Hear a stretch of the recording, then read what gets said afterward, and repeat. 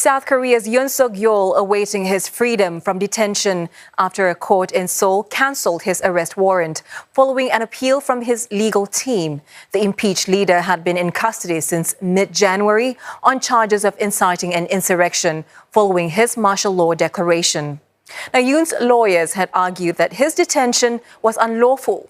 They're now calling for his release but concede that this may not happen just yet. Prosecutors can appeal the court's dismissal of his arrest warrant within 7 days.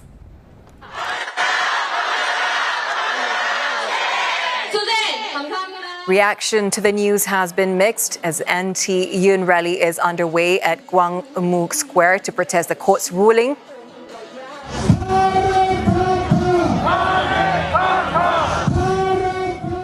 While his supporters gathered outside the detention center south of Seoul where he is being held. Some in the traditionally conservative city of Busan also sharing similar sentiments. 그런다고 국회의원을 구속시킨 것도 아니고 애꿎은 시민들을 갖다가 또 이렇게 잡아서 이어가지고 언론을 탄압한다든지 이런 것도 아니기 때문에 그거는 취소하는 게 안 맞나 이런 생각이 들었어요. 구치소에 이제 계시는 게 아무래도 한 나라의 대통령이니까 좀 그래서 저는 탄핵까지는 잘 모르겠는데 그래도 구치소에 계시는 게 취소돼서 다행이라고 생각합니다.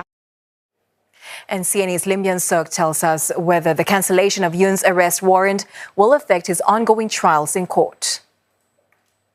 You know, experts here are saying that it could perhaps have an impact on President Yoon's criminal trial, but it's unlikely to affect his impeachment trial.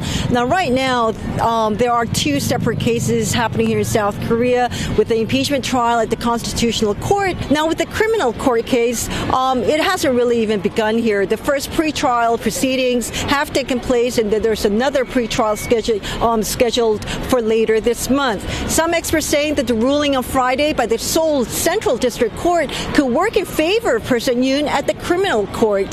And that's because, first of all, it is the same Seoul Central District Court that is handling President Yoon's criminal case. Now, the Seoul court questioned whether the insurrection charges indictment was legally filed or not, because it was done after the defendant's detention period had expired, and also whether this whole process of his detention was legally enforced or not, as this case was first handled by the Anti-Corruption Agency, which has no legal authority to indict a sitting president, though the agency had transferred the case to prosecutors after failing to detain him in his first arrest attempt. That the court said that the question of jurisdiction was also unclear, as this was unprecedented here, and that any further unresolved legal controversies during the criminal trial court could serve as grounds for annulment in a higher court and may also provide grounds for a retrial even after a significant amount of time has passed. As expected, the ruling party welcomed this, and also his lawyers put out a statement saying that now they believe that this rule of law was alive here in South Korea.